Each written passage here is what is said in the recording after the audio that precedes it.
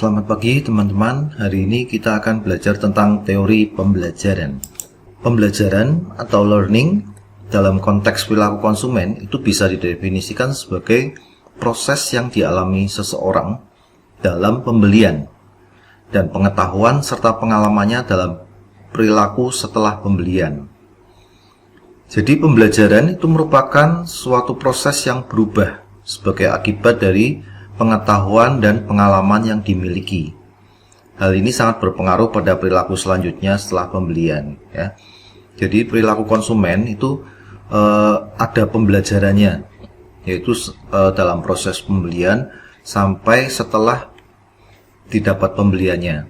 Kadang ada yang menyenangkan, ada yang mengecewakan. Nah, itu akan membuat sebuah pembelajaran bagi konsumen. Syaratnya proses belajar, ya, yang pertama adalah motivasi, yaitu daya dorong dari dalam diri konsumen. Motivasi itu bisa dari dalam diri sendiri, bisa dari luar, ya.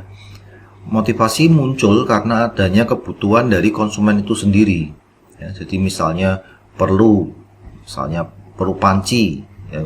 Motivasi mencari informasi tentang panci lalu sampai membeli panci, seperti itu. Itu motivasi dalam diri sendiri. Lalu yang kedua isyarat, yaitu stimulus yang mengarahkan motivasi tersebut. Isyarat di sini akan mempengaruhi cara konsumen bereaksi terhadap suatu motivasi. Ya. Lalu yang ketiga respon. Respon itu reaksi konsumen terhadap isyarat tadi, ya, merespon atau tidak. Lalu yang keempat pendorong, yaitu sesuatu yang meningkatkan kecenderungan konsumen untuk berperilaku pada masa datang karena adanya isyarat atau stimulus. Oke, lalu kita lihat teori pembelajaran. Ya, pembelajaran itu adalah perubahan perilaku yang berasal dari hasil pengalaman masa lalu. Ada 3 teori pembelajaran konsumen. Yang pertama adalah pembelajaran perilaku. Ada 2 jenis pembelajaran perilaku, yaitu teori pembelajaran berdasar pada kondisi klasik. Nah, teori ini menerangkan perilaku berdasar pada pendirian hubungan tertutup antara dorongan primer dan dorongan sekunder. Ya. Lalu yang B, teori pembelajaran berdasar pada kondisi instrumental, perilaku sebagai fungsi dari tindakan konsumen. Pembelajaran mengarah kepada pembelian yang berulang dan kebiasaan. Ya, jadi dari pembelajaran itu akhirnya kalau yang baik ya akan terjadi pembelian ulang, kalau yang tidak baik ya akan berhenti, seperti itu. Lalu yang kedua, pembelajaran kognitif. Pembelajaran ini lebih mementingkan proses belajar daripada hasil. Pembelajaran ini juga menitik beratkan pada pemecahan masalah dan menekankan pada variabel pemikiran konsumen yang mempengaruhi pembelajaran. Belajar merupakan proses internal yang mencakup ingatan, emosi, pengolahan informasi. Lalu yang ketiga, pembelajaran konstruktif. Pembelajaran ini memandang bahwa pembelajaran merupakan proses di mana individu yang sedang belajar secara aktif membangun ide atau konsep baru. Jadi dalam proses pembelajaran ada perubahan yang konstruktif, ya, terhadap ke arah yang lebih baik. Selanjutnya ada 6 rancangan dalam teori pembelajaran yang dikemukakan oleh Kolb 2013.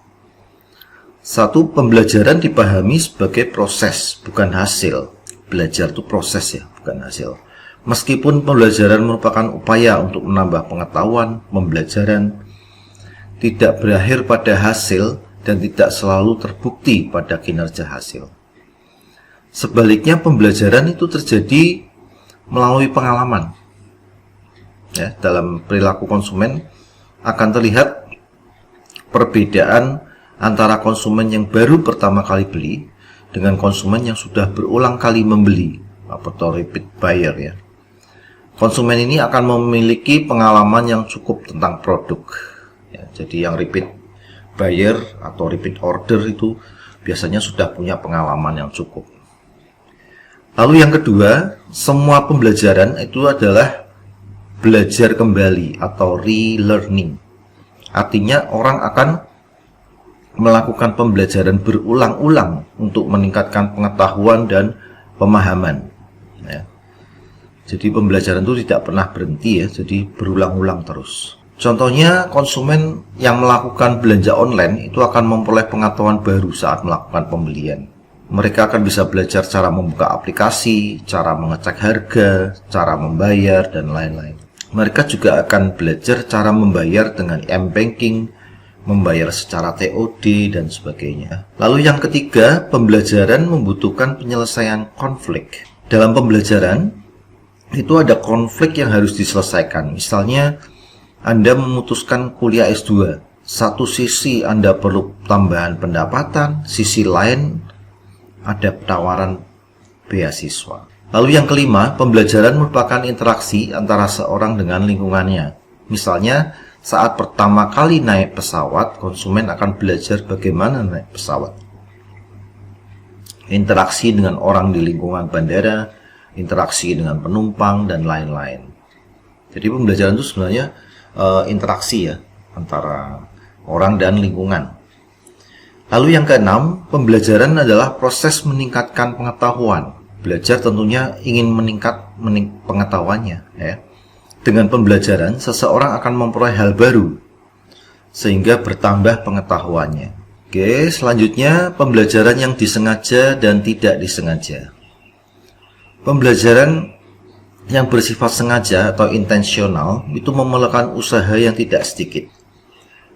Misalnya mencari info produk yang akan dibeli. Ya, biasanya akan dicari info tidak hanya satu toko ya, beberapa toko dicari dulu, lalu info harga dicatati, siapa yang paling tinggi, siapa paling rendah, lalu ori atau tidak. Ya, itu sengaja ya. Pembelajaran yang bersifat sengaja. Sedangkan pembelajaran yang bersifat tidak sengaja atau insidental itu tidak membutuhkan usaha yang berarti. Ya. Misalnya pada saat jalan-jalan tidak sengaja melihat iklan sepatu model baru, langsung terdorong untuk membelinya. Nah, itu tidak sengaja ya, tidak punya maksud tertentu. Ya. Oke, itu saja teori pembelajaran hari ini. Selamat ketemu di pertemuan selanjutnya. Selamat pagi.